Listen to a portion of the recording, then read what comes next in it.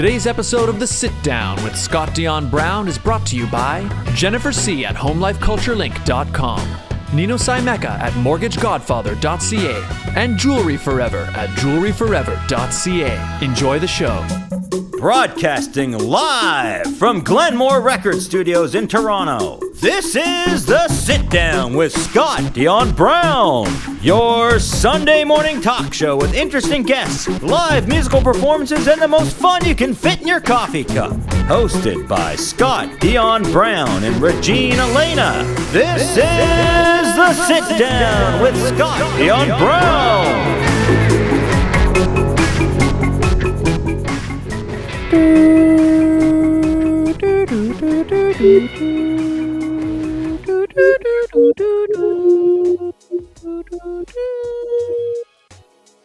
Good morning, ladies and gentlemen, and welcome to episode 126 of The Sit Down with Scott Dion Brown.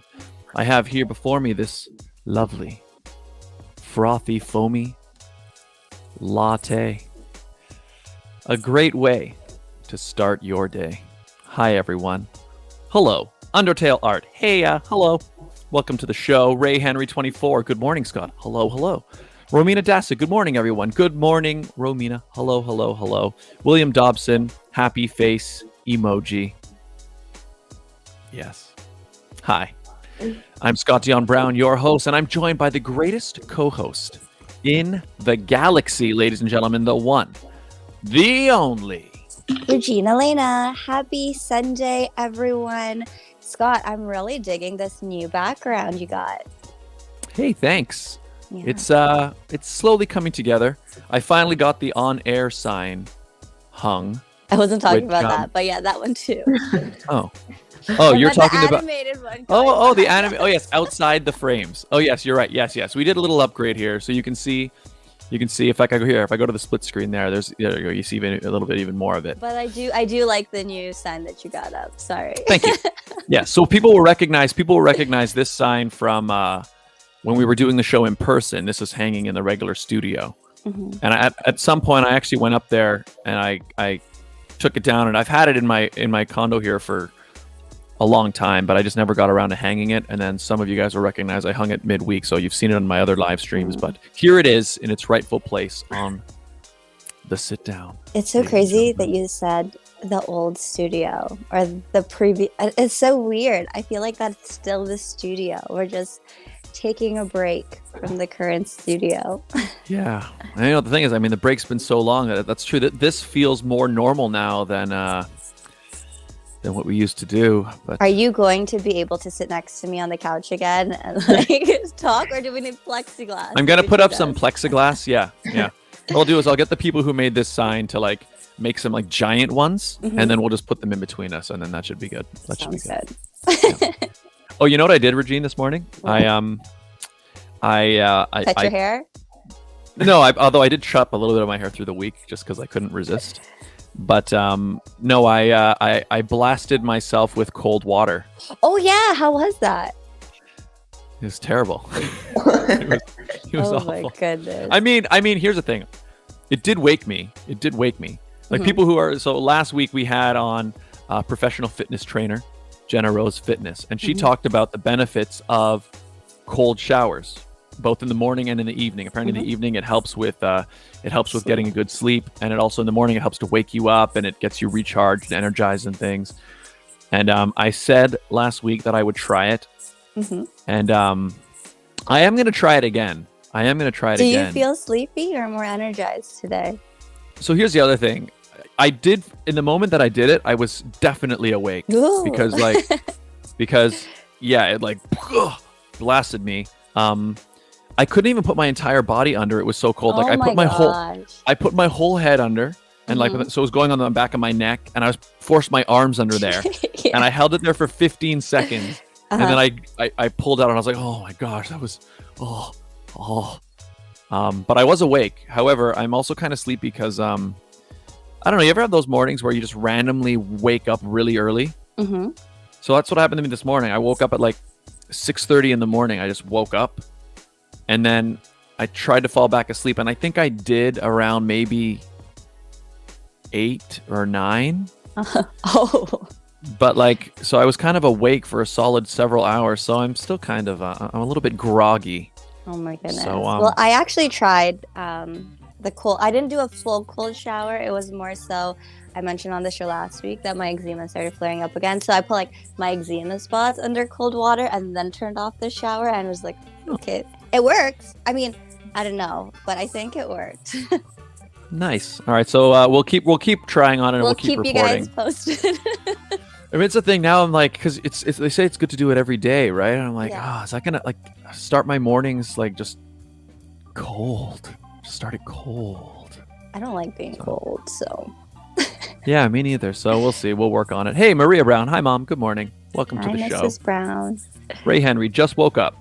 Good morning. The best part. Yeah, the best part. Ray Henry says the best part of waking up is going back to sleep. Well, I thought he was gonna do the Folgers commercial. Okay. Is a nice latte in your cup. I do like going to bed though. Being in bed is just very nice.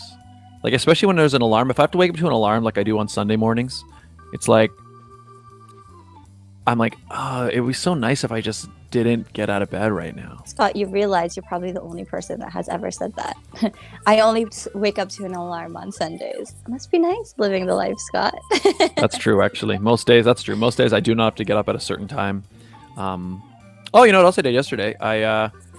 One of my viewers, Zai, he invited me to play in an online chess tournament. So I played some chess for the first time in I don't know how long.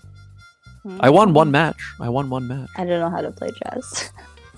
I know the rules, but I don't really know how to play chess. Like I can play it, but like I don't know have any strategy or anything. I won one match though, so that was kind of cool. So thanks for the invite. Thanks for the invite, Zai. That was fun. And Ray Henry, are you asking me my favorite Avenger? Who's your favorite Avenger, Regine? Well, previous to the new series, Captain America. Oh yeah. Yeah. Yeah. And Captain America. Who's my favorite Avenger? It's weird because I was never really into the Avengers before. Actually, yeah, you did. But actually, okay, so Captain America won. But if I were to choose a second one, I would specifically pick the Hulk for the moment where he like, I don't remember the guy's name, Loki, whatever his name is, where he like grabs him and like shakes him like that. That was like my favorite part. That was an awesome moment. Yes. Yeah, I don't know who's my favorite Avenger. I mean, I want to say Iron Man, but I'm trying to think. Iron Man like, had his moments though. Yeah, but the thing is, so before the Marvel Cinematic Universe started, I wasn't into the Avengers at all. Like my favorite superheroes were like Batman, Superman. Oh, you're a DC guy. Yeah, they were just the heroes I preferred, But then obviously the Marvel Cinematic Universe came along and made like and these Black heroes Panther. cooler. Sorry, I'm still thinking in my head of who my favorite. Sorry, I'm not even listening to you, Scott. Sorry. What Well, Black Panther's actually really cool too. He's not an Avenger though, is he? Well, does he count as one of the Avengers? He's part of Endgame, so I'm pretty sure. Yeah, but there were lots of heroes there. But is he like an official Avenger? Like Ant-Man is not an Avenger, is he? I don't know. How about we ask our guests, because looking at them, they seem to be really involved in our conversation, and I want to ask them who their favorite Avenger is. Let's introduce them. Ray Henry's favorite is Black Widow. Oh, there you go. Ray Henry's favorite Black Widow. You think about who your favorite Avenger is while we bring on our guest. Okay, ladies and gentlemen, our guests today are a brother and sister duo, and one of them was recently competing in the Canada's Top Choice pageant, the virtual pageant. But together, the two of them are the founders of APSOW, APSOW, and we're going to bring them on and find out all about that. So, ladies and gentlemen, please welcome to the sit down, Raisa and Ali. Hello. Hi. Hello. How are you Hi, guys? Welcome to the sit down. But before we start, who are your favorite Avengers? Because I could see your minds turning while we're talking. I'm like, hey, I need to know who their favorites are. Oh, No, we yeah, were we just were laughing so it's- much because we were my guessing. sister, my we sister were- just guessed all of yours. She We was were like, guessing like which Avengers you liked, and then Okay, so did you get it right? For me, Yeah. Yeah, she was like, oh, Captain America, and you're like, Oh, no, Iron I Man. think Captain America, and it's and called then like Iron Man. Loki's not an Avenger, but that's fine. Anyways, we're nerds of it, so No, Yeah. no, I'm Almost. No, but is Black Panther an Avenger? he's not. I don't think so. I think Yeah. they might introduce him as one later on, but officially no. Yeah, he's a helper. Yeah. is it helper? Yeah. That's what I was thinking. Same thing like Ant-Man and like there are other heroes that you meet, like even like the Winter Soldier. I don't think he's like an official No, Yeah, they're- Avenger. Right. they're not official. I think they join a little bit later, but I'm not too sure. Yeah. So who are your favorite Avengers? My favorite would have to be Captain America as well, or Thor. Yeah, Mm. mine probably in the past it's been the Hulk definitely because that's kind of what I grew up with. His movies and like the animated ones especially and the live action ones. So definitely he's been a favorite of mine. Or Spider-Man. He's a new Mhm. Avenger now, so Mhm. Yeah, I guess that's right. He Spider-Man is. Yeah, I guess he is an Avenger. That's right. Yeah. He's like that's thing. Spider-Man was one of my favorites. I think my favorite superhero is probably Batman, but Mhm. Spider-Man's definitely right up there. Yeah, that's the And thing between the DC and Marvel universes. I find that personally, I definitely liked DC a lot more. But when it comes to Yeah. movies, you can't give it to DC. It's Yeah. 100% Yeah. Marvel. Well, that's the thing. It's that I think just DC has suffered from a string of just not good movies. Mhm. Even though I think their heroes probably overall are more popular. Like I don't think anybody's more popular than like Superman. Like when you think of superheroes, it's like Superman, Superman, yeah. Batman. yeah, The only one I think the only Marvel hero for me that's even close to them is Spider-Man. yeah. Spider-Man, I think, is up their label. Spider-Man with that. Yeah. And Hulk. Yeah, I Yeah. don't know. I mean, the thing is, Iron Man and like Hulk, like before Iron Man 1 came out, Iron Man wasn't. I don't know. He wasn't on my radar at all. To be Like honest, Tony's- superheroes are never in my radar. Yeah, like Robert Downey Jr. made him cool, and like Thor. I always thought Thor was so cheesy. I was like, oh, Thor. Thor. But now, obviously, now the way he's played now, he's one of my favorites now in the movies. But I always thought he was just kind of like, I don't know, just kind of cheesy looking. But he got a lot better later on. Yeah, but the one DC movie that actually did well, like they just released the Justice League Snyder's Cut. That was a good movie. That's I like Is that that. 4-hour movie? yeah, it's really good. I haven't seen it. Yeah, it's really good, and actually, it's funny now seeing when you compare it to the theatrical version that came out. It makes the theatrical version look so bad because I didn't like I didn't like the theatrical version at all. Like I like what it looked like to me is it was like, oh, they're trying to do the work that the Marvel Cinematic Universe did, but you're trying to do it in one tiny movie, and you're not letting. So I didn't care about any of the characters, whereas this 4-hour cut, they actually pull it off pretty good. Like I actually felt like I knew who these characters were by the end, which was kind of neat. So Yeah. you're recommending that I should watch it. But Yes. it's Yeah, I'd recommend it. 4 hours. No, it's Yeah. when you sit down, you won't get up. Like Yeah. you get Yeah. sucked right into it. And Well, that- oh yeah, sorry, go ahead, Ali. Yeah. No, I was just gonna say, like, adding on top of that with the DC movies, like Grace and I, we would watch them a lot, but it would be more of the animated versions. I found were Yeah. like a lot better that we'd watch more. But now they're doing better, like in their TV shows with like a string of them, like Flash, Arrow, Gotham. They have Pennyworth now, so they're Yeah. like really. Sorry, we're nerding out again. I like it. No, it's good. I'm down. I'm down to talk about it. And and also, Regine, I will say the 4-hour the Snyder cut. It's 4 hours, but it's actually segmented into chapters. Like it actually fades to black and shows like chapter 1, chapter 2. So if you did want to break it up a little bit, you actually could quite easily. Like you could watch the first few chapters and then come back a little later. It almost feels like watching, like binge watching a series. So it's actually made really, really. It actually fits really well into the live streaming world as a movie. Because it's longer, but it's like, again, like we're all used to binge watching like an 8-episode miniseries or something. It's kind of like that. Yeah. So I would recommend it. I've been doing a lot of binge watching lately, so we'll see. There you go. And the really Okay. cool thing about the Snyder's cut is it's done in like 4:3 instead of like the theater mode. And there's like I read it, he did that on purpose to introduce like back like home video and actually watching it back at home. It was so funny when our dad was like trying to set it up on the TV and like using the remote. He's like, "Why is it not expanding?" I'm like, no, they did it on purpose. Yeah.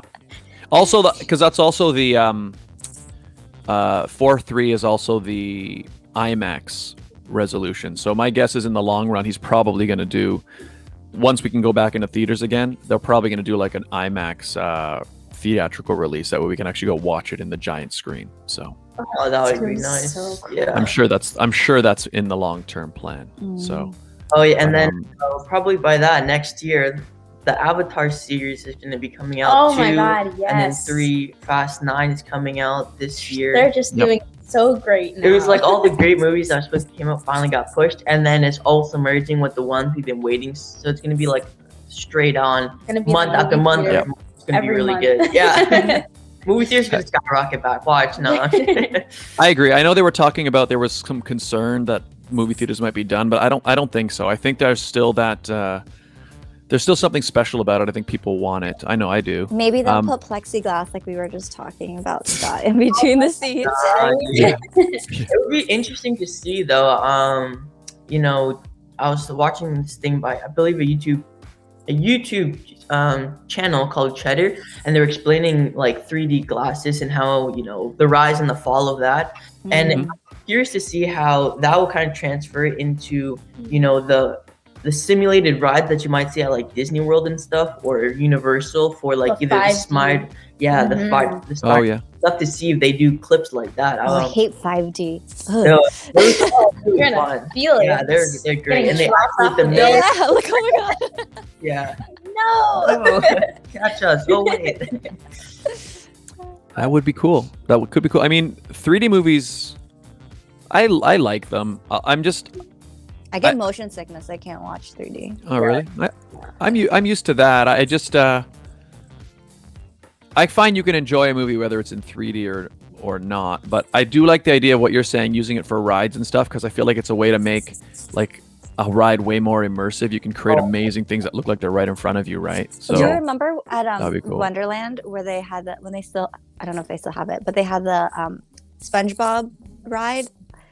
it was the one where you're sitting in it's like a theater. You're in a theater, but the seats move. Yeah, hated I that. remember when they first launched that. The first one they ever launched was it was a Days of Thunder ride, which I'd never seen the movie. I'd never heard of the movie, but it was like a racing car one, and you're like, it's like a giant screen, and you're in a race car and going. But then what they've done is, I think over the years they updated and they changed the movie. I hate when So they I like guess- splash water on you and you're like, ew. Yeah. What was that? Grace and I did this, the Avatar one in Disney when we Oh went. my God. A few 4 years. hour wait line. 4 hours you stood in line for Was us it worth it? in a six. So So worth worth it, and it's so funny because like the Pandora, which is like settings of it, where when you're walking through, you're starting in the sun, and you have the floating rocks, the floating islands above you, Mhm. right? Cool. So even though you're waiting for so long, there's so much to Yeah. watch, and every time you think you're about to make it, they There's hit like you with a turn. They It's like, and How then long's the actual ride? it's like 60 Three. seconds or Really? I thought 30 it was like seconds. 2 minutes. We don't know. I don't know, but it was really like what happens is they line people up like it's a mass thing, and you sit on like a motorcycle, right? And then they have But this it's like massive the screen. dragon in the Yeah, avatar. And it's cool because they also kind of do like a virtual version of yourself as an avatar in front of you when you hop on the bike. ooh. So it's like and they hit you with the water like you're saying. Really cool. That's just a long wait for a 60-second ride. Oh, it's worth it.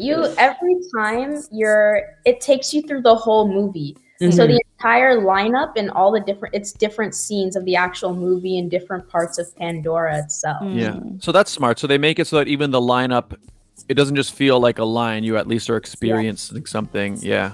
I remember Wonderland used to, the first time, you guys have been to Canada's Wonderland before? Have you ever been? Yeah.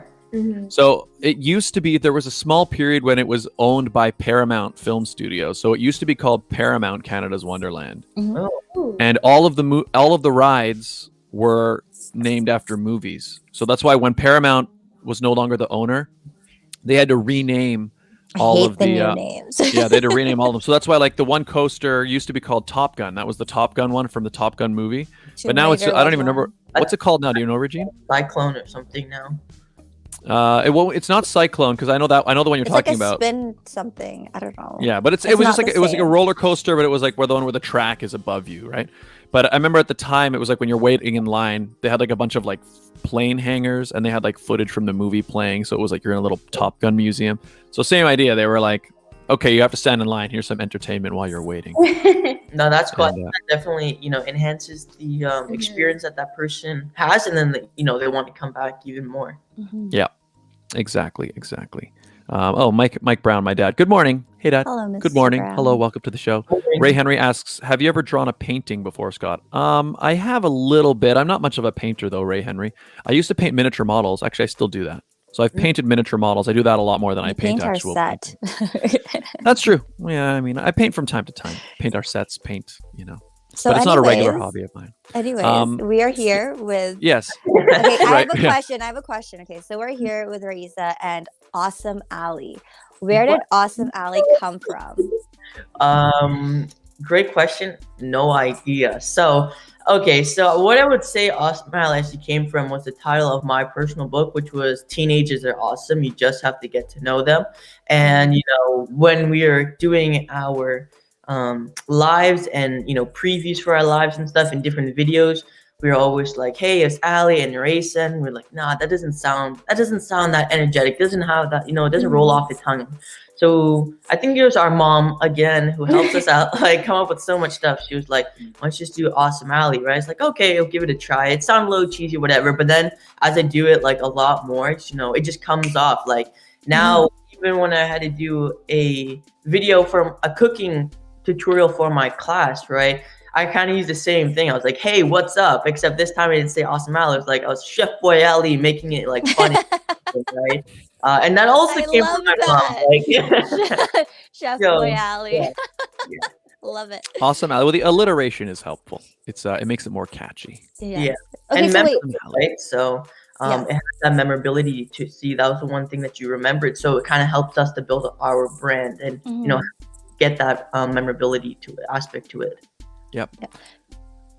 Yeah. Oh, you want me to? I was going to ask. So you guys, I could see. I saw Regine being like she was about to ask a question, and then we both saw each other, and then we both paused. Like, are you okay? Well, I was just going to ask. Obviously, you guys are the founders of APSOW, APSOW. So tell us a bit about what is APSOW, what does that stand for, and what is it? What is it? Right. Sure. So just like Ali got his name Awesome Ali, APSOW is awesome people shaping our world. And that actually comes from the combination of both of our books. So Teenagers Are Awesome is Ali's book, and then Make My World a Better Place is my book that I first wrote. And that's where it comes with like awesome people shaping our world. Yeah. And and it came to be when in July of 2019, Ali and I were holding our first youth conference. So, we were getting into business and we really wanted to share with youth what we were learning. And we're like, hey, we need to have some kind of branding behind it. So then our mom was like, what about APSOW? Yeah, once again, our mom, she's like So- always thinking, so we're like, hey, when we know what to brand, then she's like APSOW, And that's how we reap what came you up with sow, it. right? So and that also had that ring to it, so she came up with that. Yeah, Okay, and wait then- a minute. How Mhm. old are the two of you? If you're both authors of two different books, you're doing this conference for youth. Just out of curiosity, how old are you two? All right, Okay, so so- Rachel, how old are you? I'm 18 and I'm Ali's 15. Yeah. So we- Wait, Ali, you're 15 and you are an author.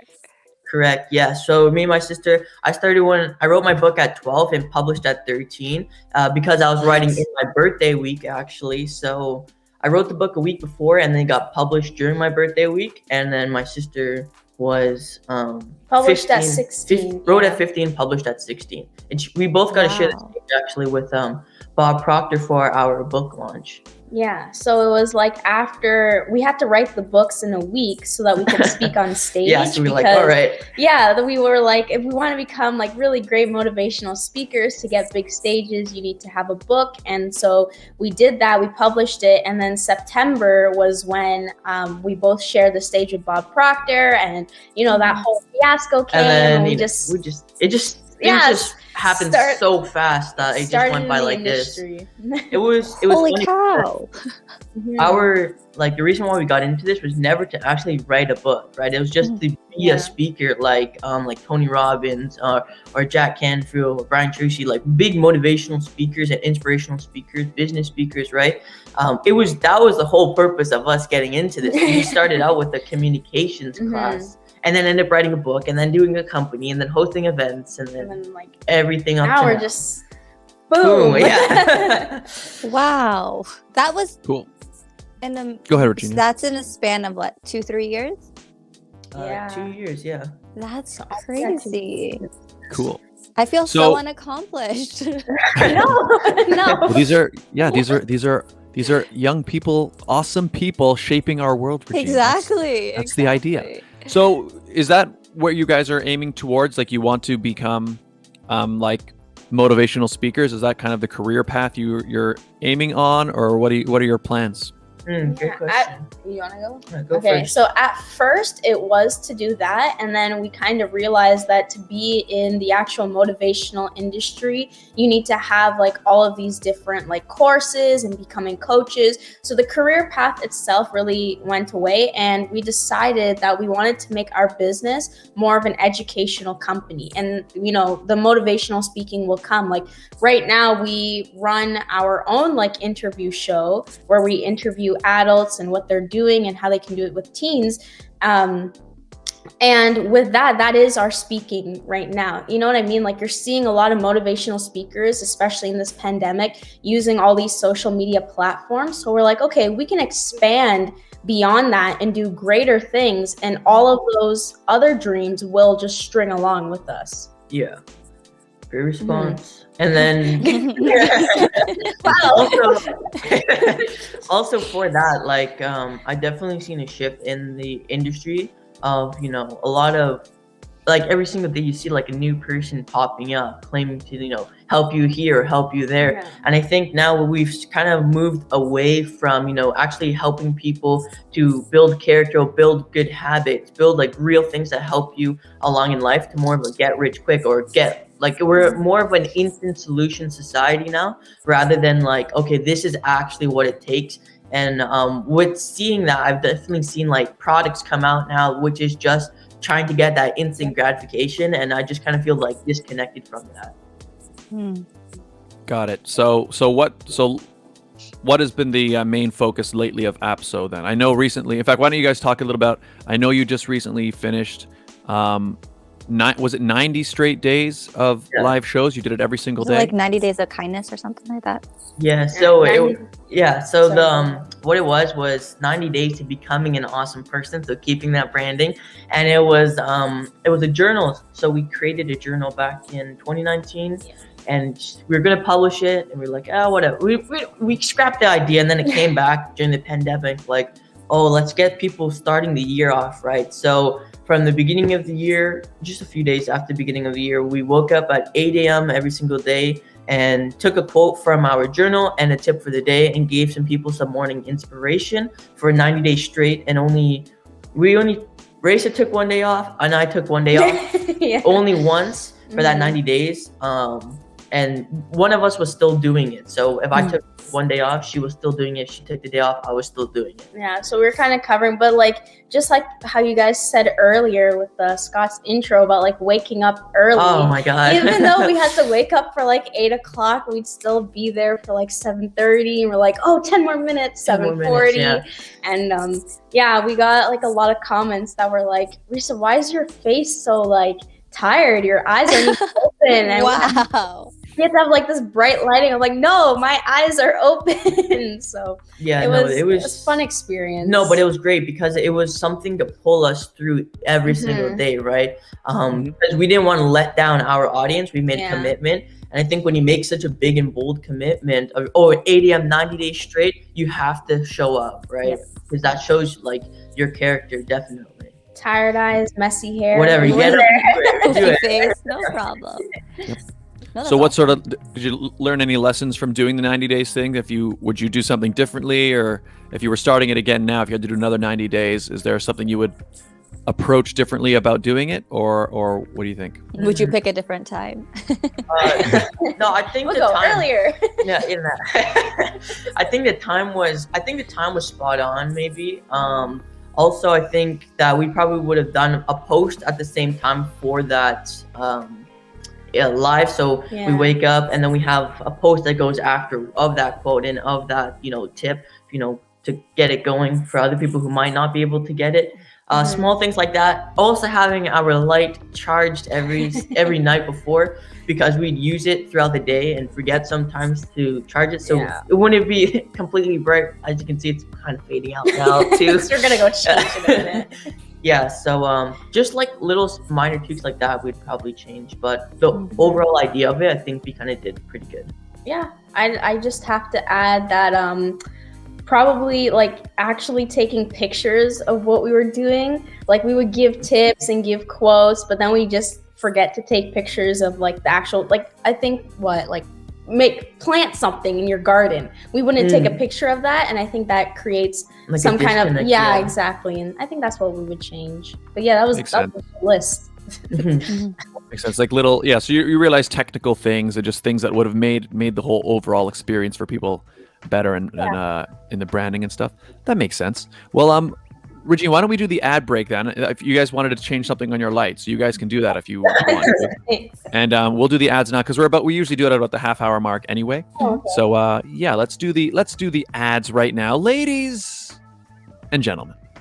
Today's episode of the Sit Down with Scott Dion Brown is brought to you by some very important people, right, Regine? Mm-hmm. They are, of course, our fantastic advertisers. They make this show possible, don't they, Regine? They do. Hey, Regine. Yes, Scott.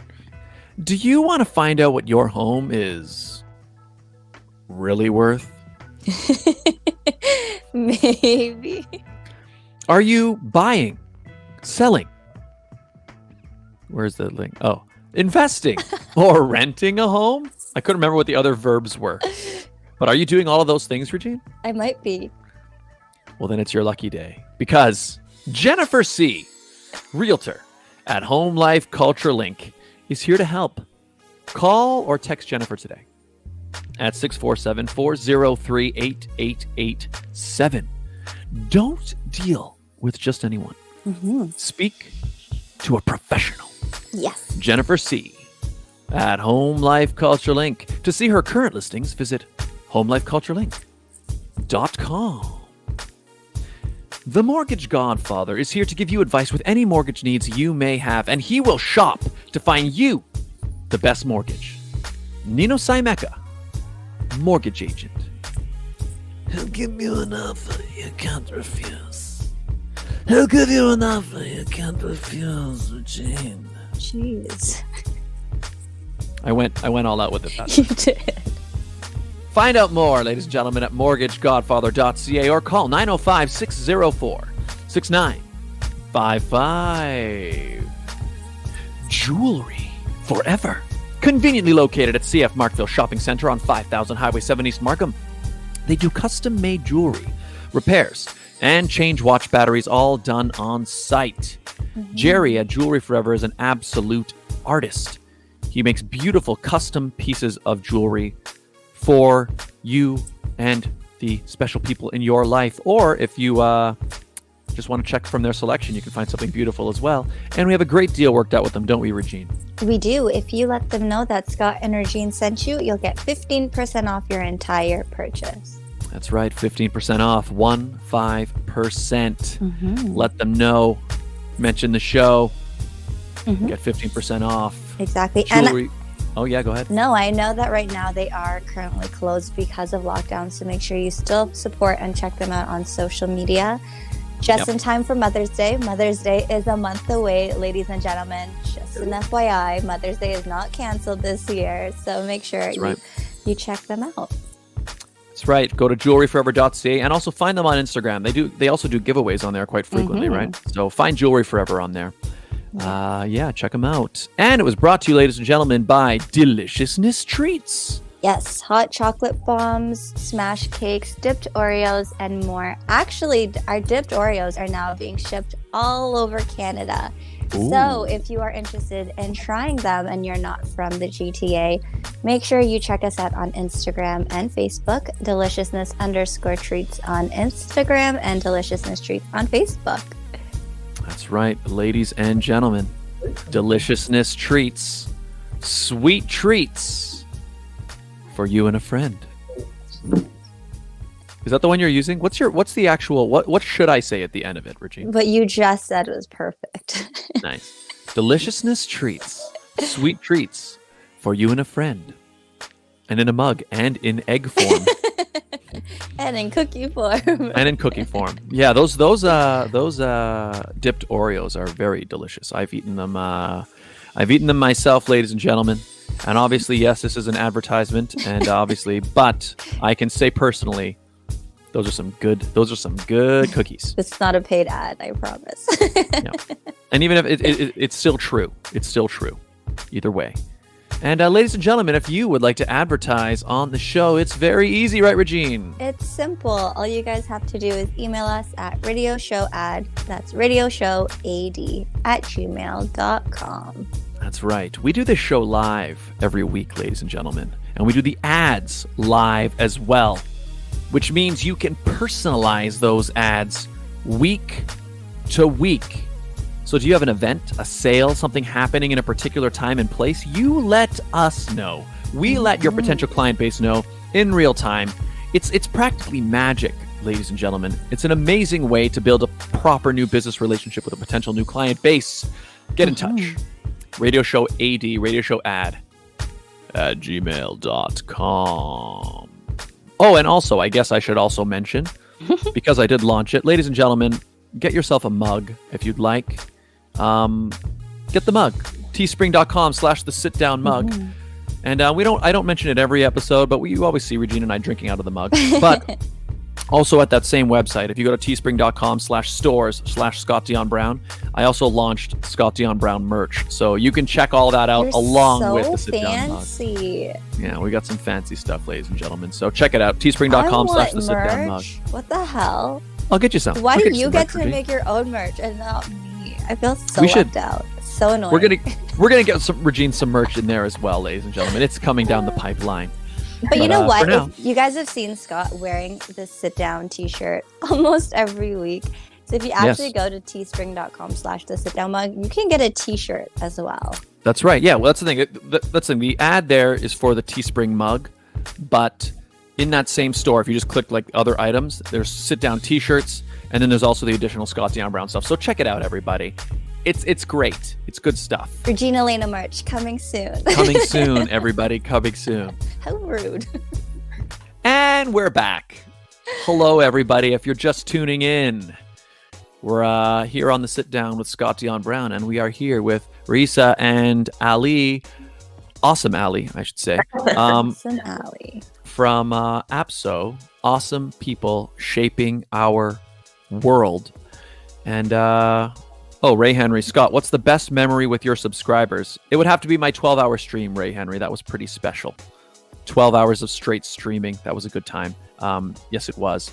But so, right, Risa and Ali, I want to ask, so where do you think it comes from? Like, not every person or teenager has the idea of like, setting up an organization specifically for helping people or helping them to better themselves and all of those things. But what do you think motivated you guys to create APSOW, and what motivates you to do that? Great question. You want to start us off? Yeah, sure. Okay, so with APSOW, it actually comes from, once again, us being like motivational speakers, and we've always wanted to help people. So when we were younger, our mom would listen, our parents would listen to motivational speakers like Les Brown, Tony Robbins, all of them, like early in the morning, Robin Sharma. And, we would just kind of sit there while she's getting ready in the morning and just listening to them and, kind of being there with her. And after a while, I actually did speech competitions, and so did Ali. And because of that, we started seeing that outside of speaking, we could help a lot of people. And Ali and I were invited to go to a lot of like real estate events and more motivational events and all these different things with our parents. And we were so inspired that, there weren't a lot of other kids around us. We were surrounded by adults. So the whole idea behind APSOW was exposing different youth to all of these opportunities that we were blessed to have as well. And from that, we were like, you know what, let's help people. Let's shape the world. Right now, Ali and I are working on a book program, and we're launching a book soon that is co-authored with like 15 other youth, around 15 other, youth and young adults, ranging from, I believe the youngest, excluding myself, is 16. And then up to 31. So it's a broad spectrum, but they're talking about a lot of different topics I think, will really help make that impact in our world. Because like, even though we got politicians and stuff going up there, the age gap is pretty crazy, right? They might not have the same perspective that we are. So we want to give that voice to, the youths and stuff in a more, formal way that they will be taken more seriously. Yeah, and I think that that's another thing that motivates us. It's not just external motivation, but it's internal motivation and having a higher and bigger cause than yourself to actually go for. When I was in high school, a lot of kids, when you'd ask them questions about this, they'd have all these like really great stories and really powerful opinions. And I'm like, wow, this is what inspires me. Helping people share their story and, share their voice and concerns makes you feel good because they're expressing yourself. And as we know, when you don't get to express yourself in different ways and your emotions, it's trapped inside of you. And that's kind of unhealthy. So we want to provide that outlet as a business. And that's what motivates us. That's awesome. Cool. So you guys mention your mom a lot, right? Have your parents always been super supportive? Are your parents motivational speakers too, or are they just fans of motivational speakers themselves? They're fans. They're business people, both our mom and dad. They're so supportive of us. I mean, especially being in this industry, you need a lot of support, and they keep us going. They keep us on task, and there's a lot of discipline behind it, and I think we have to give credit to them and to our family as well. Yeah, because like a lot of our drive and stuff is very entrepreneurial too. Like for me, I was a very entrepreneurial kid, and I get that like runs in our family because our grandparents, right, before they immigrated to Canada, they lived in the only speaking English country in South America named Guyana, and they had their own shop there. They had their own businesses, local entrepreneurs in that area, right? So even from there, they translated into Canada. Even though they work jobs, our aunt has her own company. Almost every single person on, I believe, our mom's side of the family has their own company or has their own sort of business, right? So the entrepreneurial drive, we've just been surrounded it from a young age. Yeah, makes sense. That's cool. So the entrepreneurial spirit runs deep in your family then. That's it's in their cool. blood.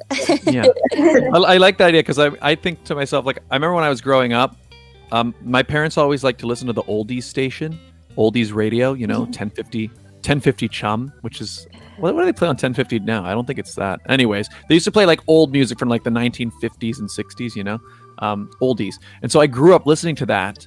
And so I feel like it like affected my music tastes. And then I'm thinking, you guys, when you guys were growing up, you realize we're like listening to like motivational speakers, and it like influenced you as you grew up as well. That's like, That's cool. Very true. And also the school that we went to, we're very privileged to be able to go to a private school from a young age, right? Because our parents thought education is very important. So they worked really hard to afford to put us to that words at school, right? Mm. And doing that, right, they taught us things such as, you know, building character, respecting one another. You know, those little small things from that school that taught us translates into who we are today, along with those other aspects.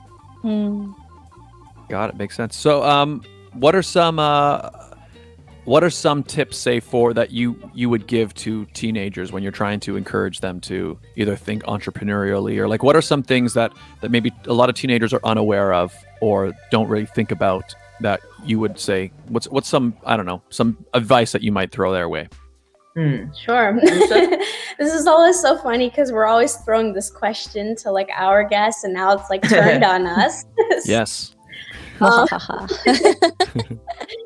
I would actually have to say, not only find out what you're passionate about, but find a greater cause than yourself. I think, especially like, and this is what our mentor would teach us as well, is about when you start doing good things for other people, you have a higher self-esteem. And when you keep doing that, I would keep saying, pursue experiences. Every experience that you have increases your exposure, and then in turns helps you find what you're passionate about. It helps you find your career path. So like for Regine and Scott, you guys were both in the same industry. I know we were talking like backstage you guys met, but you guys were both in the same industry of fashion and pageantry and didn't talk to each other for so long, right? God's fault. Yeah. But because of those experiences and the amount of exposure that you both had, you ended up, you know, meeting again and actually talking to one another, and now hosting your show. But if you had stopped that, you guys wouldn't be where you are today. And I think when you keep pursuing those things, it will fall in place and you'll find it. So yeah, another tip of advice, be patient. Be patient. Yeah, definitely. Also for me, what I would suggest teenagers, if you have instead of trying to figure out, you know, what can I sell, what can I do? Like, I'm not against drop shipping or anything, right? I know that's a big thing that's been going on, or Amazon FBA, but for me personally, when I think of, you know, more entrepreneurship, I find it as solving a problem or making a difference. With that, I just see that's definitely a great way to earn some sort of income, to be able to pursue that. That's what I would say to that. But when you're thinking for a business idea, definitely look for a problem and then come up with the solution to that.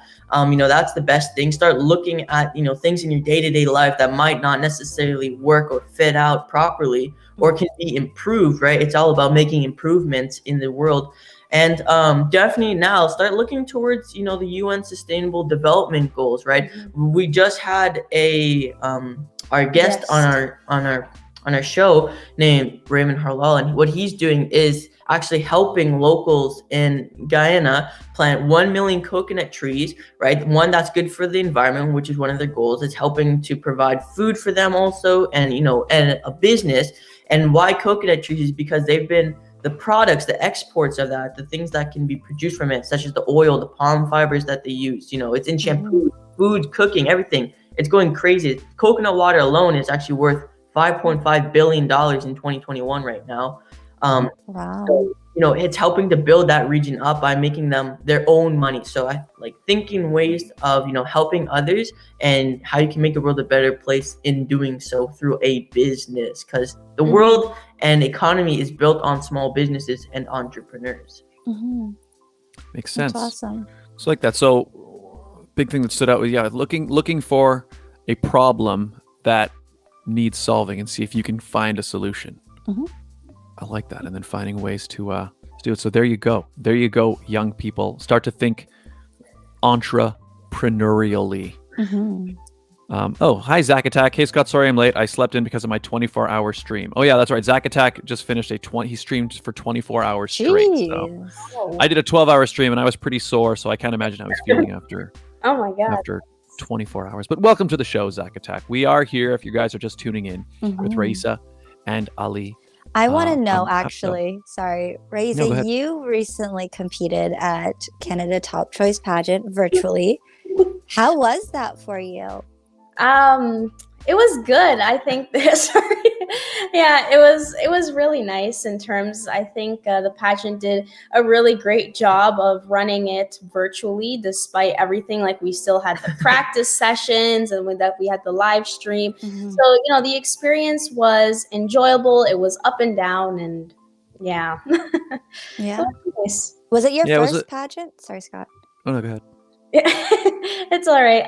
Yes, it was my first pageant. Actually, I saw the flyer and I had contacted Jennifer, and I was like, "Wow, this is great." And then I wanted to do it. So yeah. She got stuck in the wormhole now. Yeah, They exactly. continue. It's like, Welcome to the world of pageantry. You're in- Yeah, and doing it virtually was definitely a new experience for all of us. I mean, like I've hosted the pageant since its beginning, and Regine and I have hosted it together. Regine has won it as well, and but it was definitely doing it virtually was a completely new animal. I like doing the live ones more in person. If you enjoy the idea of being in the pageant virtually, it's cool, but if you get the It's not chance, same. yeah, if you get a chance to actually do a live one, Raisa, I would say try it out because Of it's course you would, Scott, because Scott's also done a pageant. I have done a live pageant. That's true. Wow. Oh my That's true. god. It's a different thing. I mean, there's something else. Well, I mean, you guys have, if you're talking from the world of like motivational speaking, I mean, it's one thing to like say watch a video online, but it's something else to be, on the stage speaking to the audience live in the room. From the audience perspective, I feel like there's something special, and also from the speaker's perspective, there's something more about interacting with the crowd. Mhm. It's different than doing sort of to a live stream. Yes, It's just, no, it's super different. Like, definitely you feel the vibe of the room, right? Like Mhm. that's how you gotta meet people where they're at. You can't just like jump in with energy. You gotta raise it up. The interaction with the audience from the stage is the best. Yeah, and that's actually one of the reasons why I joined the pageant, was to get like that real experience of being on stage. And I know, Regine, you competed in Miss Universe Canada. That was something I wanted to do. And to You still can. yeah, true, right? After post COVID, Mhm. become a peace ambassador, and I was like, they really have the stage, and they influence so many people from the actual stage. And I was like, well, I can't just jump right into Miss Universe. And I was like, you know what? Let me try it with this pageant first. And yeah, it's a great feeling. I mean, to feel the energy of the room, to hear people like give you applause, have the light shining on you. It's The a really, spotlight. yeah, exactly, glowing. Woo! It's a really nice feeling. And with her pageant, actually, we actually developed, not 100%, but we learned a new skill, a new art form, which was Krabi Krabong, which is Thai sword fighting. So we learned that just for her pageant. So she learned that just for that pageant, and we continue to do that. Thank you for Fun. exposing me. Just Yeah, no. No, you know what? That's fine that he exposed you, because some people, for instance, myself, when it came to Top Choice, the talent competition, my talent is winging things. Ask Scott, I hate a script. I like to wing things. So my talent was legitimately winging a Polynesian dance. I had the costume, I found some music, I found a YouTube tutorial, learned it in 5 minutes, went on stage. So it's okay to learn something for a specific well, and you event. won. You won And as I well. won. It's the adrenaline rush, and she was like, "You gotta win this Gotta now. dance." You got." Yeah, it's if you want, it's like anything in life, right? You're writing a book, you need to learn about the topic, you do it right away, and then you write your book. So exposing her is okay, because it shows that you're human and you're normal. So it's okay to be exposed in that sense. Yeah, it was really cool to do the sword dance, because it was like actual, like real swords that we were doing it with. And it was like, I remember at points when I'd be practicing, I'd have to start like lifting weights because they would be just so heavy. So like I you can imagine. like this, and then it would like drop. It was cool. So what caused you to choose that particular talent? So you learned this skill for the talent portion, but I mean, it's a very specific thing. Why so that what one? led you to that? Yeah. It hurts though. It hurts. Yeah, we use like sticks. So I don't like saying I have a talent, because I feel like a talent is something you master, like singing or dancing or something like that. And at first I was going to do an inspirational speech because, but I'm like, that's kind of boring for a thing. So when we were doing it, in our Muay Thai class, our crew, he was teaching us like sticks and swords and krabi kerbang. And he's like, why don't you do this for a talent? So then we would practice with the sticks first and we would do the routine. And then one day he was like, and we'll work up to using swords. And I'm like, oh my God, what if I did a dance with this? And he taught us, and I still remember the time he gave us the swords. And it was like the coolest thing ever. And it was so precious to him. And it was a very meaningful thing. And I was like, once we got to that stage, I just knew I was committed to making this my talent and a showcase of Thai arts, because that's where it comes from. It was like we still have it too. It's like it was funny because we work from sticks, like I think they're called Filipino sticks is the like real name for them. And then we moved up for that, and then to wooden katanas, and then she got up to the swords. And then when we were first doing the swords, Mom was like, "Be careful, please. We're not." Work on the first one. This is the big leagues now. Be careful. Yeah. There's a blade. You're holding blades. So were you using the arnis sticks? Or pardon? What they're called? For the Filipino sticks, were they for arnis? I don't know what that means. It's okay. It's a Filipino martial art with sticks. That's why I was. It would make sense. It probably would be. Yeah. Yeah, I think that's really cool. I think I seen actually a video of that. It's kind of similar to that, you could say. Yeah. Mm-hmm. So, I mean, if you do decide to do a pageant again and there is a talent portion, then you now have this skill that you can use and get the full stage experience with it. Oh yeah, I think that would be much cooler, especially with like actually practicing it a lot more, because he would say, like, it takes a year, and the pageant was coming up. It was 3 months. Now it's 2 months. And I remember when we first told him, it's like, all right, here's the story. This is the routine. We're gonna practice. And she was like, oh yeah, it's actually just in 2 months. And he was like, what? What do you mean? So we would actually be at the gym for like 4 or 5 hours, right? We would on the krabi kerbang, and then after that for 3 hours we do a Muay Thai class. Jeez. So much fun. So great. It's awesome. So you went all out on it. So that's cool. I mean, it's neat that, because I never would have thought that it was something that you kind of learned just for the talent portion. But that's actually neat, because it shows that you kind of went into it like a full crash course to just get ready. It kind of reminds me of like when I don't know, you see like, well, we were talking about the Avengers movies, how like all of the Avengers actors had to go into this like extensive weapons training before they get to do all of their fight scenes. Kind of sounds like you kind of took that approach to get ready for your talent portion, and it paid off. Like I said, it looked really cool. So I never would have thought it was something that you kind of learned just for that. So it was good. Good job. Thank you. Hey, 10K Toxic. Hello, welcome to the show, Zach Attack. Yeah, so if you guys are just tuning in, we are here with Raisa and Ali, who are the founders of APSOW, which stands for Awesome People Shaping Our World. It's an organization that helps to motivate and inspire young people to think entrepreneurially and also better themselves as human beings. Where can people find out more about APSOW or see, find your books? Yeah, or your books in general. Yeah, where can they find that stuff? Yeah, for sure. So you can follow us on Instagram at APSOW 2019. On Facebook, also at APSOW. And for our books, you can just head on to Amazon and type them in. So once again, mine is called Teenager Awesome. You just have to get to know them. And my sister's is called Make My World a Better Place, How to Live in Peace and Harmony with Others. Awesome. And I put the links to the APSOW Instagram is in the description below, as well as both of your guys' personal Instagram as well. And if you want, I can add those other links too. I can add the Facebook link and all those down below. I'll add those after the show. But check them out, guys. You can follow them. So when you're not, building businesses and all of that changing stuff. The world. Yeah. What do you guys do? I know because of our kind of Avengers superhero talk off the top, it sounds like you guys are into that stuff. So what other things are you guys into? What do you do for fun? What do you guys like? Great. Yeah. Sleep, Sleep. Yeah, no, definitely one thing I started to pick up on is cooking.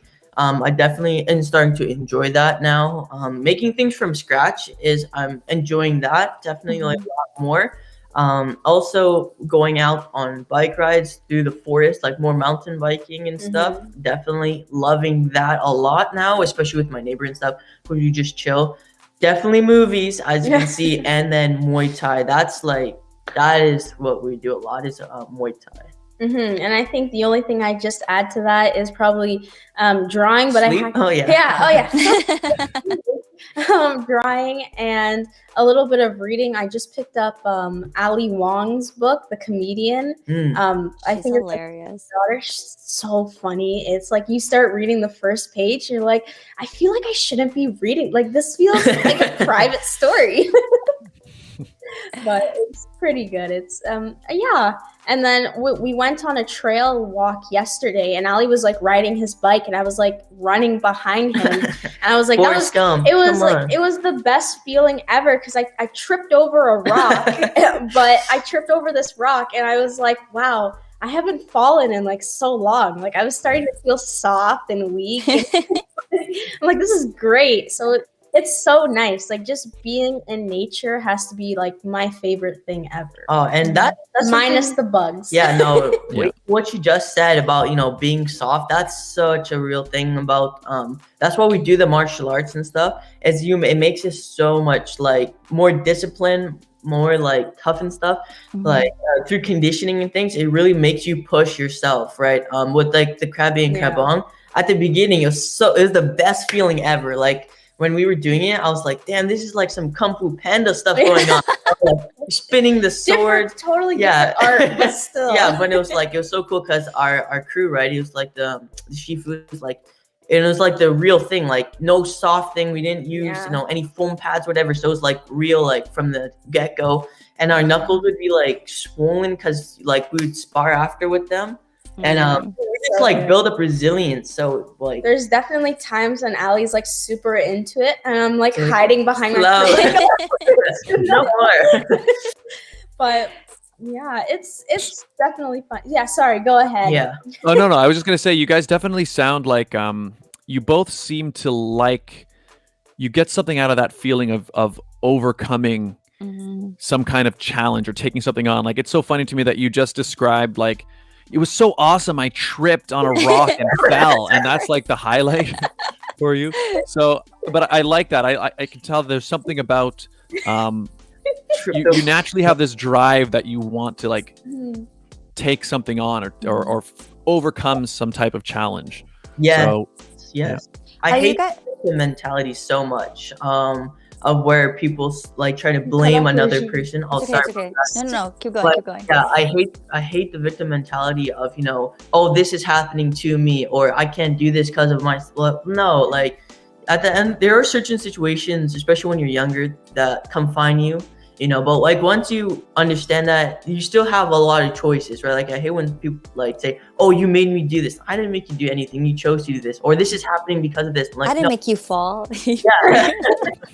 That is like something he would say. He'd be like, I remember he tripped and he's like laughing at me. I'm like, why are you laughing? He's like, you laughed at yourself. It's like, okay, fair enough. Yeah, like, but no, I definitely see that a lot today is the victim mentality, and that's why I've definitely let like the go-getting and getting of challenges. Because I don't want to be a hypocrite, right? So I'm always like, we compete so much. Like that's definitely what's been making us continue to grow is a love-hate relationship of I want to be better than you, she wants to be better than me, and I will never let that happen. So that's always to make sure I can always stay on top.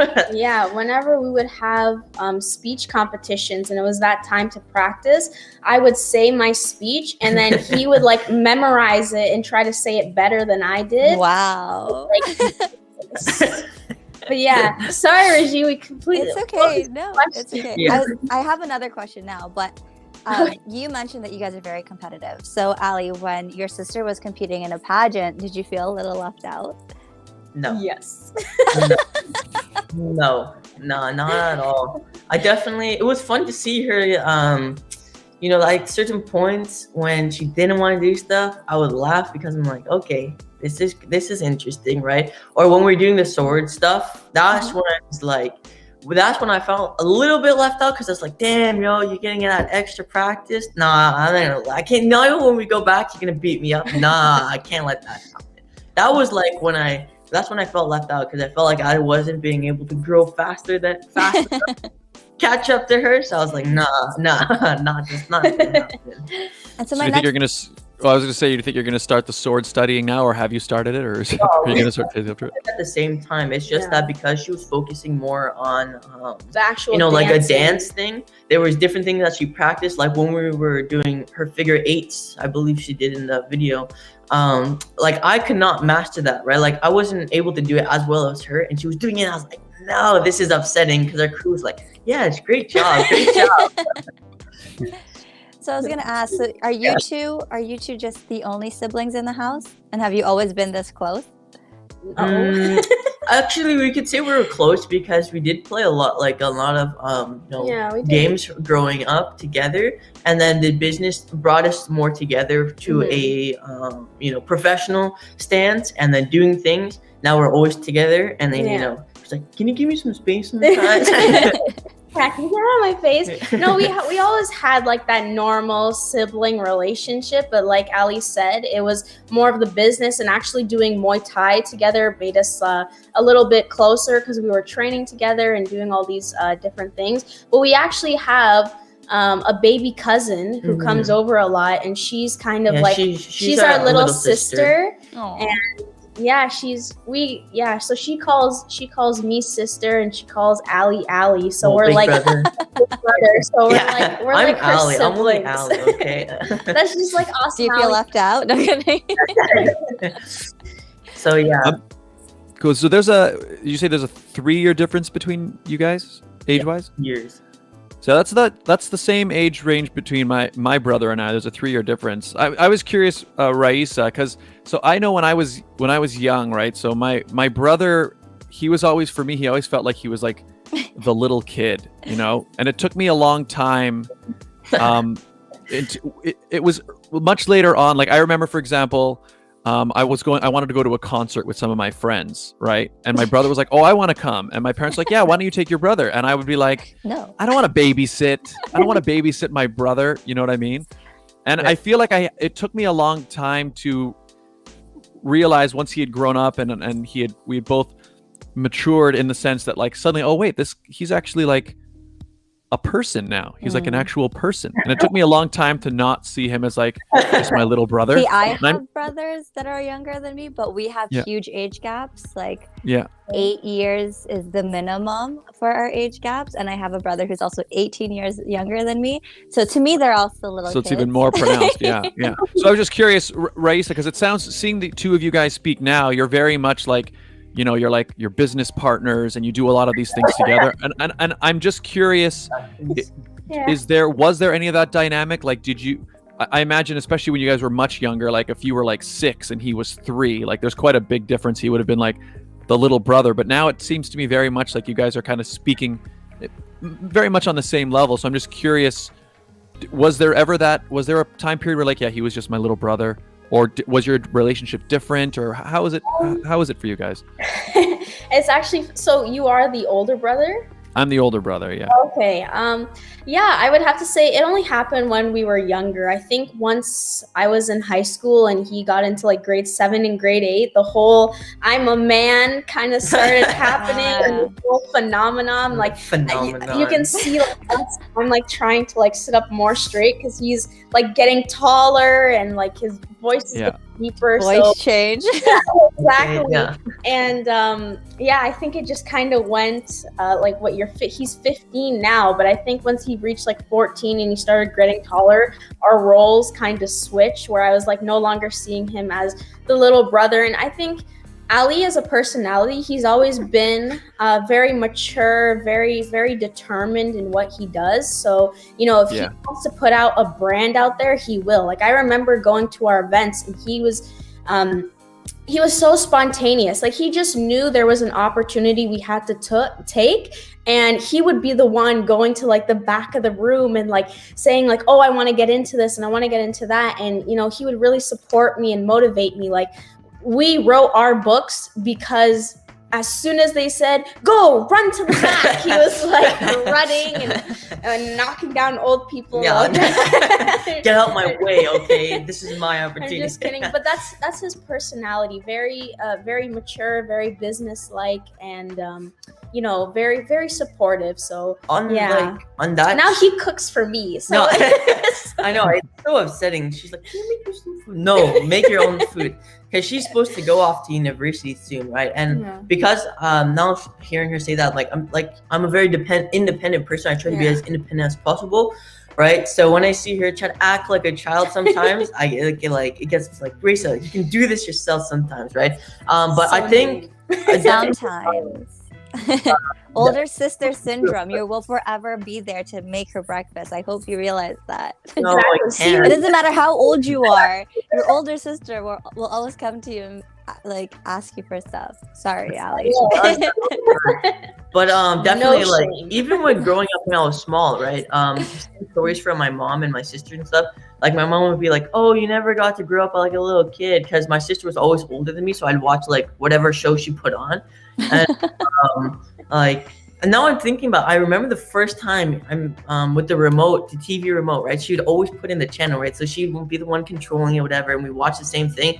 So I never watched like those like little kid stuff. Like we always whatever she was watching, I was watching at the same time, right? Control. So I remember the first time right now, like when I figured out how to control the TV, best feeling ever, because she never touched the remote again. It was just me, right? I was like, what do you want to watch now? Okay. So not today. Because of that age difference and like those kind of like role reversals a little bit, there's definitely that competition side where like, no, like we're watching this, and he's like, no. Anyways, but yeah, he's very logical and very smart in that way. So whatever happens, I'm happy for him. So Ali, when your sister goes off to university, are you gonna miss her? You see, that's a question I get a lot, especially my family. So I think there will definitely be an emptiness in the house slightly, right? But A also quietness to that. yeah, no, yes, that's exactly what's gonna happen. My brother said the same Like, thing. Don't over worry. small things, right? We won't get into like arguments, whatever. We'll just like have Bicker. we'll just bicker. Like I'll just bug her, she'll bug me, whatever, right? So definitely that will be gone. And yeah, I don't know. I think I'll miss her slightly because Slightly. yeah, slightly because she'll still. I definitely think she'll still be coming over a lot, and we still have to continue doing our business.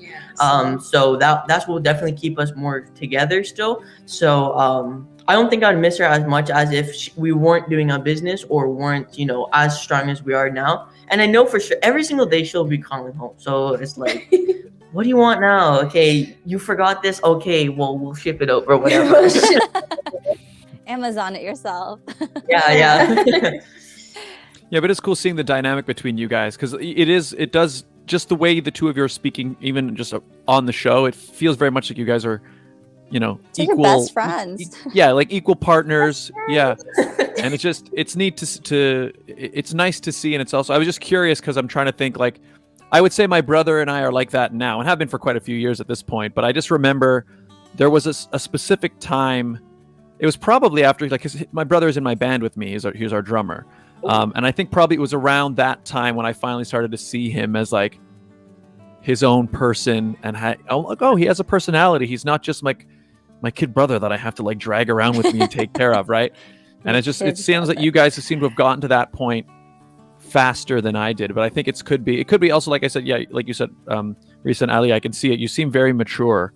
Mm-hmm. And so I feel like the two of you guys, have ran at this thing together in a really cool way. It's neat to watch. It's inspiring to see. Yeah, we're definitely in sync. Like at the very beginning in the back room, right? Where you guys were like, oh hey, and we did at the same time. Yeah.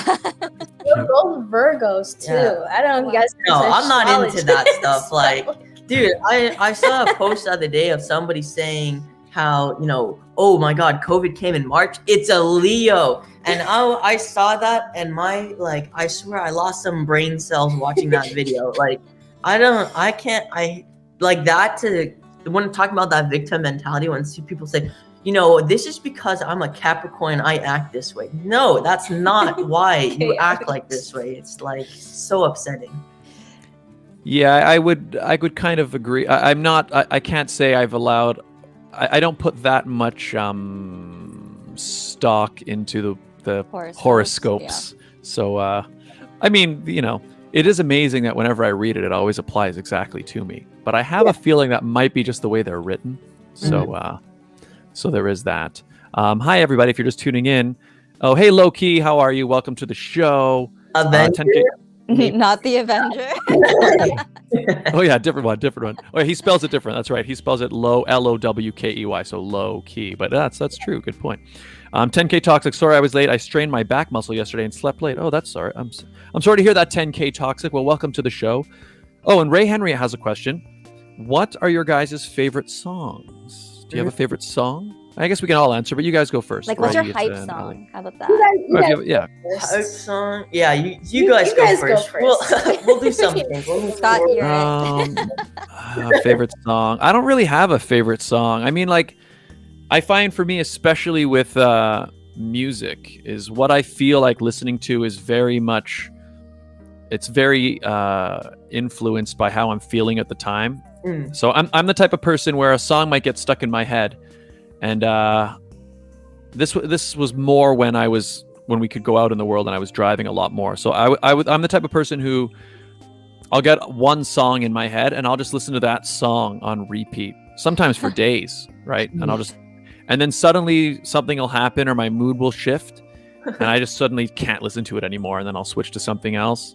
So I don't know. I don't really have a favorite song. What am I listening to right now?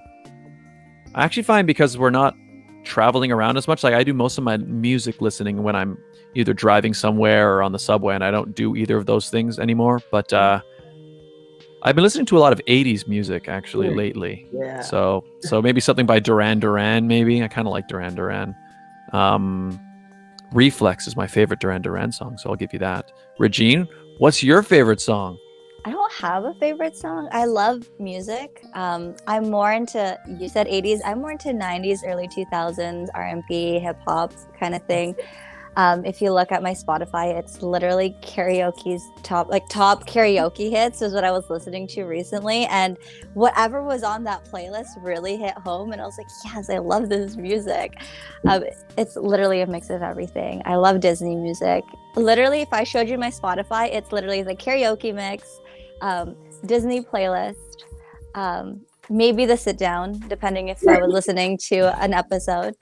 And just, I like hype music, anything that will get me going. I was actually talking about this the other day. My go-to hype song was like a G6. Oh, like a G6, like a G6. Exactly, that song. And what was the other one that we were listening to yesterday? I forgot what the song was called. It'll come to me once you two start talking, and I'll interrupt you. I apologize in advance. Favorite songs, go. Favorite songs. Okay, so recently, definitely, I'm with you in that, but I really do recently like old songs, like from like 50. What is old to you? So like, okay, like, oh yeah, 2005 songs are so old. No.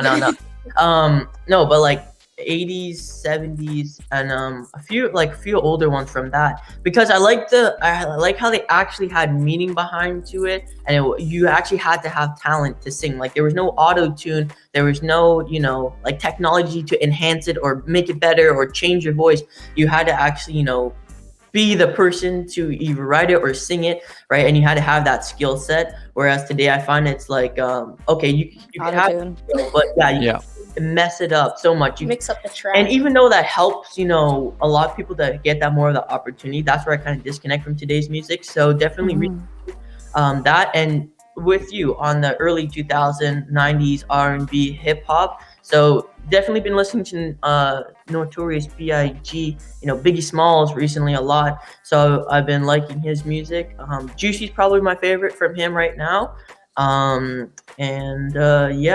Music's not the same nowadays compared to early 2000s. Like after that, you're like, I don't listen to anything. Yeah, I have a feeling we're right on the verge of a rebirth of a lot of old school stuff, because I'm starting to see, like, I don't know, there are some artists, it tends to go in circles, right? Like, but because right now we're kind of going through an 80s revival, like it's why so much like synth music and stuff is popular, which means I think we're about to see, my prediction is the next few years we're going to start to see guitar rock start to come back, because it seems to be on about a 30-year loop. So I think it's going to come back. What about you, Raiza? Yeah. Oh no, Scott can keep talking. She has no idea. Don't worry.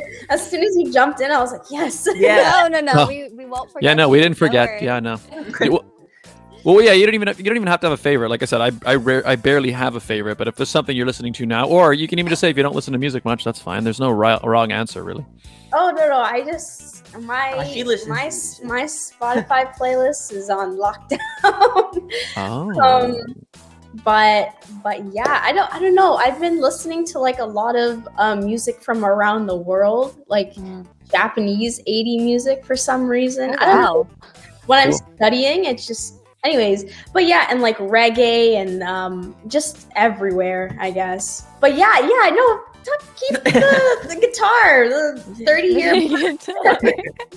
Yeah, well, no, I think it is coming back. It just seems to look that way. I mean, like a few years ago, I remember like, early sure. 2000s. Yeah. No, I just remember early 2000s, we were going through a 70s thing, right? Like that's why everyone was wearing bell bottoms again, or boot cut jeans, which are just bell bottoms. And then suddenly we went into skinny jeans and like But we're in Wayfarer the sunglasses. 90s. That's what I mean. We went through right now. 80s and now we're going through 90s, and that's why grunge rock is going to follow. I'm sure of it, because music. It's like what happened in the 80s, right? The music Linkin got Park's so coming back, guys. yeah, because it got so digital sounding in the 80s, and that's why you had like Nirvana and bands like that come in. It's like, no, this is just raw music. We don't wear makeup and we don't have all these weird clothes. We're just like gross looking, and that was like the thing for a long time. That was like, so it kind of goes in circles. I think we're right on the edge of it. Smushy Pancake says Nickelback Smushy Burn It to the Pancakes. Ground is my hype song. Nice. And he goes, yeah, old songs are catchy. I've been listening to funk now. Oh, funk is awesome. I love funk music. I like James Brown. Bobby Womack is I'm a big fan of Bobby Womack's music. He's pretty awesome too. Sorry, yeah. I was just gonna say, you know who's bringing back like that old music? I would have to say Bruno Mars. He's I been love like Bruno Mars. the new song, Yep. The Door Open. I love that song. It's Love Bruno so Mars. Yep. Anything he sings, it's just like right. Well, he's got that magical voice. Yeah. And yeah, he's You're gonna be there soon, buddy. We're gonna be like, we were on that show with that guy. Yeah, we know him. Scott. Yeah, we're like, yeah. But you putting Scott and Bruno Mars in the same sentence, really? yeah, it's fitting. It's fitting. What? Period. There was a period or a Scott, hyphen. have you ever done a Bruno Mars cover? You should try. You should try it, and then we'll see if we can put you in the same category. Yeah. The thing is, his voice is like, he's like, it's probably not an octave, but it's a lot. It's a lot nicer than Scott. No, mine. kidding. It's like yeah. I'm kidding. No, you're Well, just his I would probably agree. His voice is definitely nicer sounding than mine, but it's also, we're singing in different ranges. He's up in like the Michael Jackson range, and I'm more in a David Bowie, But the John thing with Lennon Bruno range. Mars, okay, if you've seen Scott perform and you see like on stage, not where he's doing his acoustic and he's with his band, and then you get Bruno Mars' performances. Scott does have the energy, but Bruno Mars has a whole package. I'm sorry. He's definitely. I'll give him. He's definitely a better dancer. I'll give him that. I mean, Scott, you used to perform in your socks, so who knows? That's true. Yeah, that's true. I did used to perform with myself. So I'm This is curious- what happens when Scott doesn't remember facts about Regine. Oh, yeah. I'm gonna throw you under Yeah. the bus. Yeah. Put him I actually did forget. Yeah, that's right. We were talking right before the show that I didn't realize that I helped you pick your earrings You're for. so rude. I completely. That's something that I have zero recollection of at all. But I also have a bad memory in general. Like so. I could name like all these different times, and Scott's probably gonna be like, I don't remember that. Dude, that's Yeah. like me. Sometimes I'll like tell somebody like a specific moment or something, right? And like, I don't remember that happening. Or like, oh, what are you talking about? Like, it'll be such random things too. Like, it'll be such like when I'm having a conversation with somebody, right? And you know, they're talking to someone else, and I bring it back up like, how do you remember it? Why do you remember that, right? Like, I know over school, right? My teacher, my foods teacher, she had like her basement broke with water and stuff, right? And she had different people coming in to help out, right? And I would like, she'd tell us their names, right? And I would remember it, right? So then next time I had the conversation, like, oh, how'd that go? That person, Mhm. everyone's like, how do you remember this stuff? Like, 'cause I'm just like I that. actually listen. I'm like you, where I have these like certain memories that I remember about certain people. So like we bring them on the show, and sometimes I'll end up having them on the pageant sit down. I'm like, oh, remember the time we were talking about this? And they'll be like, what? Yeah. What? Sorry, can you let me know? Yeah, like Scott, do you even remember the pageant that we first emceed together? I brought it up like an hour ago. Yeah. Honestly, mostly not. You know what I find? The way my memory works is sometimes I will remember very specific things. Like if there's a moment that happened, I'll remember like what somebody was wearing or or a look that somebody gave me at like a certain thing. So what dress was I wearing? No, I'm just kidding. Well, I kind of the only thing I remember from you pageant wise, the only dress that stands out to me is you wore a red dress, I think in the Canada's Top Choice one, right? Yay! I remember that. I remember that clearly, actually. Like I can almost visualize the dress in my head. Okay, what style was it then? If you can kind of visualize it was like an off the shoulder. There was off the shoulders thing, and it was kind of just like fitted all the way down. Close. That sounds like a nice dress. It was a one sleeve. Okay, one sleeve. There you go. Okay. Red So there was an dress. off the shoulder element. There was an off the shoulder element. Yeah, and also I very much like for example, I remember in high school there was a philosophy class, right? And we were learning about all these different philosophers and stuff. And I'm not good at remembering like the specific names of individual philosophers or like, I mean, I remember some, but I can't remember. Like if you ask me, oh, what did this philosopher talk about? I don't remember that stuff, but I do remember much more like I would rather just internalize the ideas and kind of use it to like kind of formulate my own ideas. So I remember lessons that I learned from the class, but I don't really remember the specifics. I don't remember the dates. I don't remember this. I don't remember that. I just remember the only stuff I really remember is like if something traumatic happens to me, I remember that. Like I have like one memory from being a young kid, maybe 2 years old. It's the only memory I have. And it was the memory where my parents were taking me onto the subway and my leg went in between the gap. Oh my god! Where the train and the edge is. I shouldn't So my leg just slipped right in, and then they had to like push the emergency thing, and like crew had to come and like they had to untie my shoe because my shoe was stuck in there. And So you they had to lost untie your my shoelace. shoe. No, they untied the shoe, and then they had to pull my foot out of the shoe, and then take the shoe out. Now think about how small of a person do you have to be to like get your whole leg in that little gap. First of all, so I was why is your yeah, foot in? I must have been like 2 years old or maybe probably 2 or even 1. Yeah. But I still remember that because it was so like shocking. Yeah. So like if I remember something, it's probably because it was like a negative. I remember negative things Okay, more. so you remember negative things. Was my dress that bad?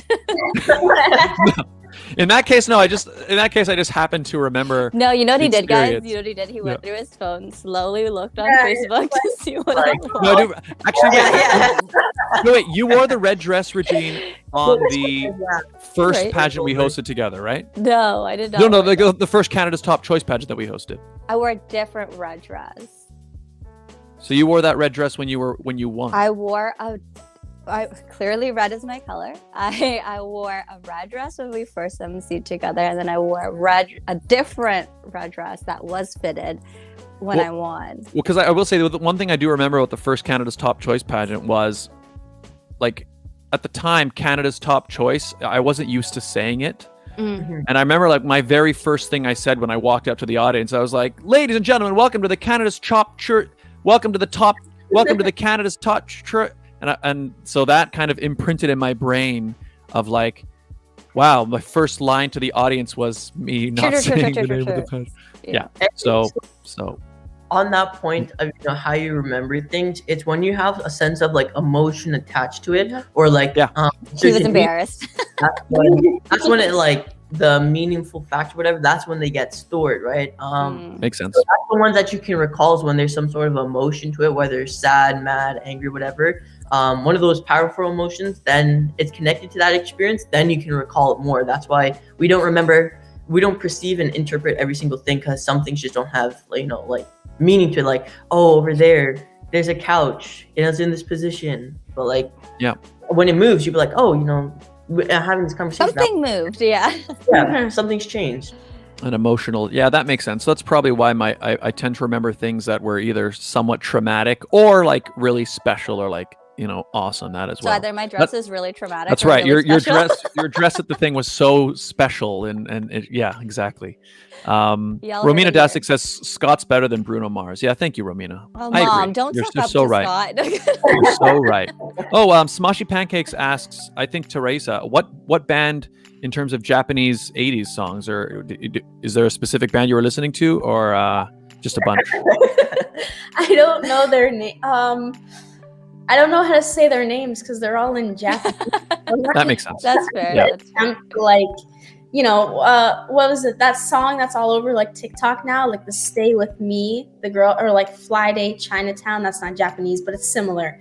Yeah, songs like that. I don't know, like the catchy tune they have is like really nice and relaxing, and it's not like too slow that you're gonna fall asleep while like studying or something like that. Makes sense. Well, that's like, remember I told you guys when I was growing up, my parents would have like the oldies station on, right? So like, I remember all these songs from, like, there are tons of songs from the 1950s and 60s that I can sing the whole song, but I have no idea who the artist is. Yeah. I don't know, Diana. You know that song? No, it's really good. It's a good song. That's exactly what it sounds like, by the way. But I can't remember, I don't know who sings it. I honestly have Google no idea. it, Scott. Like you Googled what picture I Yeah. wore. Yeah. No, I really do remember your red dress. I didn't Liar. Google I'm gonna get it. away. My hands were visible the whole time. My hands were visible the whole time. I'm gonna go back and like watch to see where his eyes go. It's like, Yeah. It's like, you had to you were split- wearing a red dress and oh yeah, you It's like the reflection. Right. He purposefully like had the screen on the two of you so we can't see where his I'm very sneaky like that, exactly. Smushy Pancakes, did you guys say you make songs? What recording equipment do you suggest? All I have is my Guitar Hero mic. My Snowball was stolen in luggage. Well, that sucks, Smushy Pancakes. Get yourself a decent digital audio converter. I use the Focusrite, what the heck is it called? The Scarlett 2i2. It plugs into your computer via USB, and it's got 2 XLR inputs, and then you can use any microphone on it. I'm using a Rode NT1. It's a good mic. You can record anything with it, but with the Focusrite, you can also plug your guitar direct into it. So get yourself a good digital audio converter, and then you're in good shape. It costs a couple $100. Yes. Well, we're almost out of time, actually, because I know we were going to wrap I up gotta around go, this yeah. time. Yeah. But this was a fun chat, guys. But again, before we say goodbye, please let us know where people can find you, either finding out about APSOW or just you guys personally, or anything you'd like to promote and plug. Let us know. Okay, sure. So you can find us on Instagram at APSOW 2019, APSOW 2019. You can find us on Facebook at APSOW, APSA, oh Jesus, APSOW. Yo, Jesus. Okay, good. That's the new That's handle, the new guys. handle. Next retreat coming soon. Also, email us at apsow2019@gmail.com. And as Scott said, our personal ones will be in the description. So if you ever want to like contact us, just reach out. Yeah, especially if you're a teenager right now and you have if you have a certain topic that you want to talk about, or share your ideas upon, or possibly even write about, hit us up. We'll reach out to you, figure out how we can work together. And yeah, be looking out for our upcoming co-author book titled "Be in the Conversation: Answering Humanity's Biggest Questions." So that is coming out soon. Yes, Sweet. thank you. And you guys stream, also, you guys also have a show that you guys do. Is it every week, your show, or where can people watch the show? Sure. So you can watch it on Facebook. It's also live streamed to our YouTube app. So I don't think we have to spell it again. We got it. Jesus. Yeah, of course. Jesus, go to that, and it's every Thursday. Yeah. So every we try Thursday to at, every like, Thursday we 6. try to get some sort of guest in. Yeah. Yeah, Awesome. entrepreneurial or doing something in the community. Yeah. Sounds good. So tune in, guys, and I can add the YouTube link to the description down below. It's APSOW, APSOW. They're Smoshy Pancakes. Yeah, they both do writing. They both are authors. Yes. APSOW. Oh, yeah. What did you say? Sorry. Authors and publishers. Coming soon. Exactly. There There you you go. go. So follow them. Link in description. Regine, where can people find you? You guys can find me on YouTube every Monday and Wednesday at 7:30 p.m. Eastern Standard Time for the pageant sit down. This week I actually have guests from Illinois as well as Portugal, so make sure you tune in if you're interested. You can also find me on Facebook, Instagram, and Twitter at It's Regine Alaina, as well as TikTok, but I just use it to watch people's videos. I'm a stalker on TikTok. I don't actually post. And you can also follow my pageant journey to the Galaxy International Pageant on Instagram and Facebook at Ms. MS Galaxy Canada. Where can they find you, Scott? You can find me right here.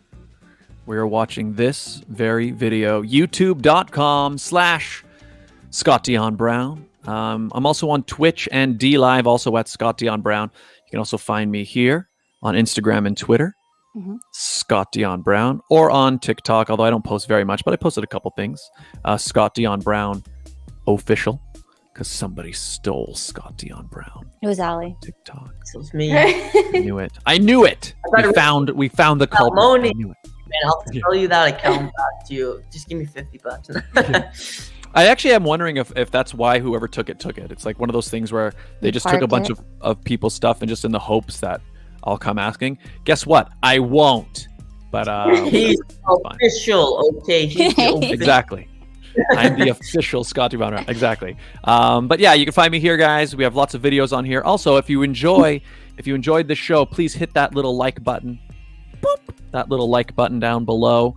Oh, And, Smoshy Pancakes 888 just followed me on Instagram. Thank you. There you go. That was See? so fast. See? That's it. Thank you, guys. Thank you all very much. Oh, Ray Henry Scott, did you figure out your favorite Avenger? Oh yeah. Um, Pick one before we go. I guess it's got to be Iron Man. Although I feel like Captain America. I feel like I would like Captain America more, but I like Robert Downey Jr.'s acting, and although I really like the What's wrong with Chris Evans? No, he was good too. Okay, I bye. just No, just kidding. I just found like I still think Iron Man 1 is like the best of all of the Marvel movies, except I guess I think Endgame probably surpassed it to me, but I think thing is I like the Marvel movies, but I'm not like super crazy about them. They were very like Superman and Batman, guys. Yeah. Well, I still think the Christopher Nolan Batman trilogy is the best superhero movies ever made. I don't think anything else touches them in my humble opinion. But they were good. But I guess I'll pick Iron Man. I guess. Regine, what about you? Yeah. Did you pick yours, Regine? Yeah, I said Captain America a long time ago. There you go. So there you go. I guess Ray Henry. I'm settling on Iron Man. But I'm not that big of an Avengers fan, to be totally honest. So there you go. Ladies and gentlemen, you could have gone to any website in the entire world. You could have watched any video, but you chose to share your Sunday morning or evening or afternoon, wherever you are in the world. You chose to share it with us. And for that, we're so very grateful. So guys, thank you guys for being here and watching here. Please hit that like button once again. Hit that subscribe button if you're new. We do this show every week, and on this channel we also do a whole bunch of live streams and things as well. So lots of gaming, lots of music, lots of all that good stuff. So follow me, follow Regine, follow Raisa and Ali. And guys, any final words?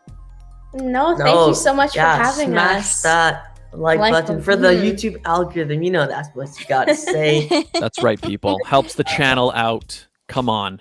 Like, share, subscribe, all that good stuff. You guys know how it is. And don't skip the ads, even though I do. Yeah, exactly. Smoshy Pancakes, that's sweet. Glad to be here. Thanks, Smoshy Pancakes. I'm glad you were here as well. Ray Henry, thank you. All you guys who tuned in. Romina, Dasig, thank you. 10K Toxic, Zack Attack. My parents, Undertale, all you people who watched, and even the ones who weren't. I know there were people watching who weren't in the live chat, but thank you guys for being here. And We'll see y'all next week for our Yes. next episode. Bye, everybody. Bye.